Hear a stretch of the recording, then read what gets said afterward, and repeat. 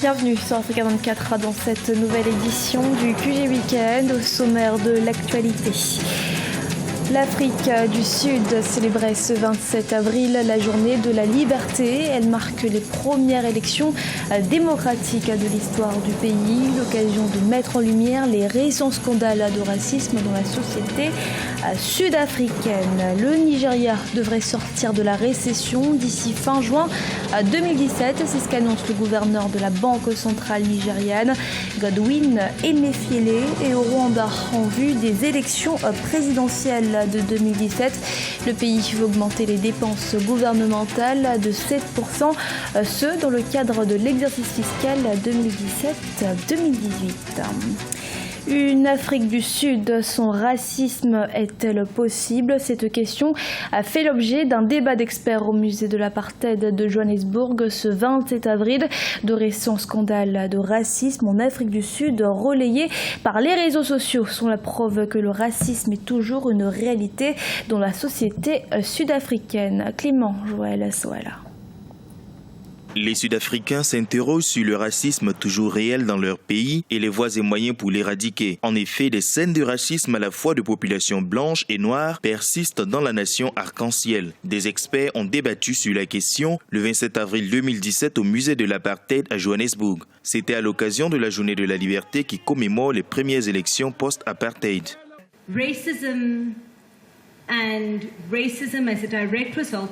Le racisme et l'idée de la suprématie des Blancs sont des questions fondamentales à considérer pour l'évolution de notre pays. Cela est important pour nos relations socio-économiques, mais aussi dans la détermination des politiques à mettre en œuvre sur le long terme.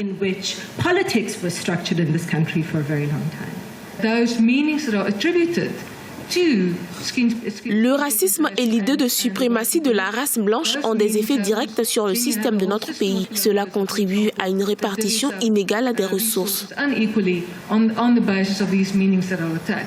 Comment éradiquer le racisme? Quels sont ses impacts sur l'évolution sociopolitique sud-africaine? Toutes ces questions ont été débattues. Est-il possible d'avoir une Afrique du Sud sans racisme? Pas dans un futur proche, je pense. Je pense que cela sera possible très bientôt. Cela requiert des sacrifices de tous et ce sera bénéfique dans une société prédéfinie par l'idée d'une suprématie blanche.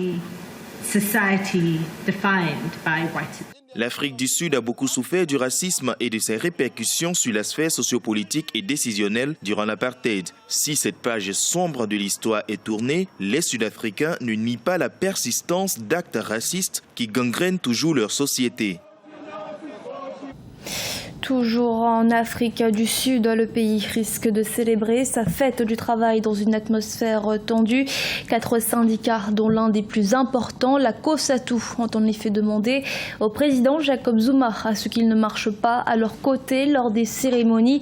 Le chef de l'État qui fait face à une contestation sans précédent depuis plusieurs semaines après des scandales de corruption et un remaniement ministériel ayant entraîné le départ de Pravin Gordhan, l'ancien ministre des Finances. Première puissance économique de l'Afrique, le Nigeria devrait sortir de la récession économique au 3e trimestre 2017, un optimisme affiché par Godwin Emefiele, le gouverneur de la Banque centrale. Les précisions de Degracia Sokodo. Le gouverneur de la Banque centrale du Nigeria tente de rassurer les investisseurs sur le marché financier du pays. Godwin Emefiele estime que la première puissance économique du continent devrait sortir de la récession économique d'ici fin juin ou au plus tard septembre 2017, délai de rigueur. La récession au Nigeria, c'est depuis le 1er septembre 2016, une première depuis 25 ans en raison de la baisse des cours du brut qui représente 90% des exportations et les 2/3 des recettes nationales. Vous avez dû remarquer qu'au cours des 2 derniers mois, la Banque centrale a dynamisé son intervention sur le marché des changes, ce qui a entraîné une tendance à la baisse du prix du marché parallèle des changes. Le dollar, qui était passé de 525 à 370 naira, a désormais atteint les 380 naira. Je pense que nous allons continuer cette intervention parce que nos réserves sont excellentes. La Banque mondiale et d'autres institutions financières se sont accordées avec les autorités nigérianes pour mener des stratégies visant à sortir le pays de la récession. La Banque centrale de son côté avait déjà injecté courant février 2017 plus de 3,6 milliards de dollars dans le marché de change. Objectif, mettre un terme à la récession économique. Nos réserves externes se situent à plus de 31 milliards de dollars et cela nous fournit suffisamment de courage pour pouvoir défendre notre monnaie. Et nous nous battrons pour garantir le rachat de nos devises. Nous sommes très optimistes. D'ici quelques mois, nous devrions passer le cap de cette récession que nous traversons en ce moment. La dévaluation du Naira a eu de graves conséquences sur l'économie du Nigeria et a entraîné une limitation des importations. Récemment, le gouvernement a dressé un plan de redressement qui a pour objectif de diversifier l'économie, réduire les importations et améliorer l'environnement des affaires. Un projet qui permettra également au pays d'atteindre un taux de croissance de 7% d'ici 2020, selon le président Muhammadu Buhari. Au pays des Mille Collines, les dépenses gouvernementales devraient augmenter de 7% pour le compte de l'exercice fiscal 2017-2018, une hausse qui permettra de préparer l'organisation des élections présidentielles prévues au mois d'août 2017. Oumou Kalsamba. Au Rwanda, en raison de l'élection présidentielle qui se tiendra en août, les dépenses gouvernementales devraient augmenter de 7% pour le compte de l'exercice fiscal 2017-2018. Selon le ministère des Finances, le budget 2017 du Rwanda sera financé à hauteur de 17% par des bailleurs de fonds. Le reste proviendra des recettes fiscales. En ce sens, le gouvernement table sur des recettes avoisinant les 1,6 milliard de dollars en 2017. Nos recettes d'exploitation devraient augmenter de 21,6%, essentiellement en raison de l'augmentation de 40% des recettes du thé et de l'augmentation de 23% des revenus miniers.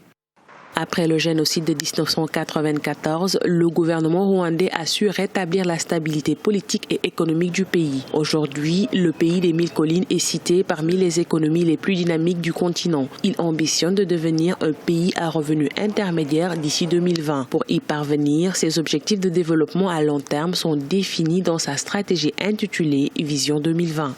Il ne faut pas seulement voir l'aspect élection à court terme.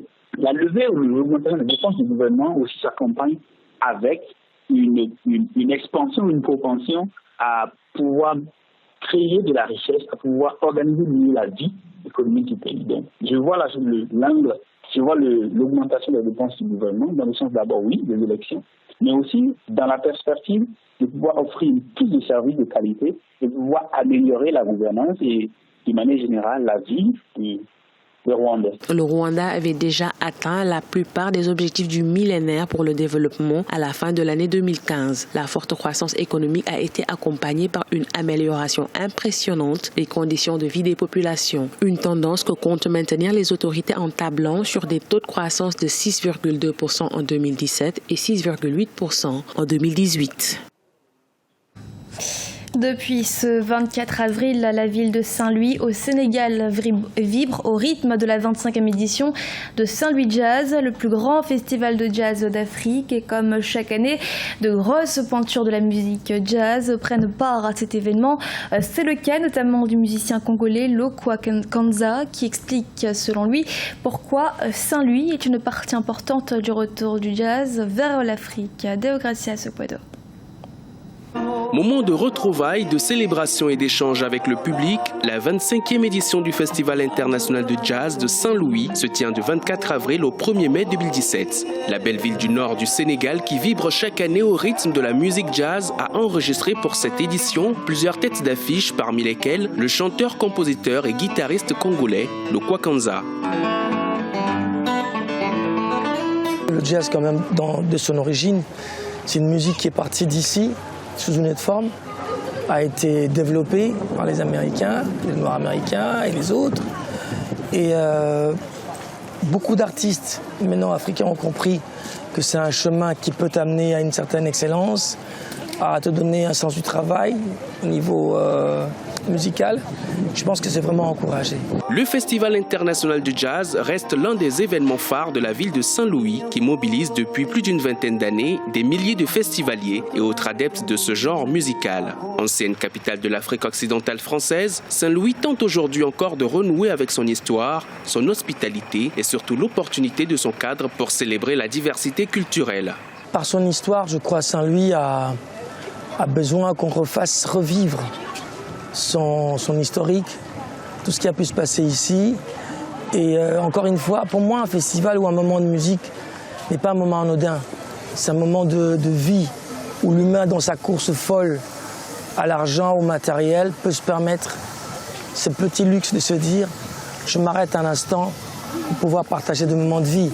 Pour cette 25e édition, les organisateurs du festival ont prévu une série d'activités, notamment des concerts de musique, jazz, blues, gospel ou encore hip-hop, des manifestations culturelles et sportives, des foires, des expositions qui rassembleront plus d'une quinzaine d'artistes locaux et internationaux. Ce journal a été réalisé par l'ensemble de la rédaction. Merci de l'avoir suivi. Restez sur Africa 24 pour une nouvelle édition de l'actualité.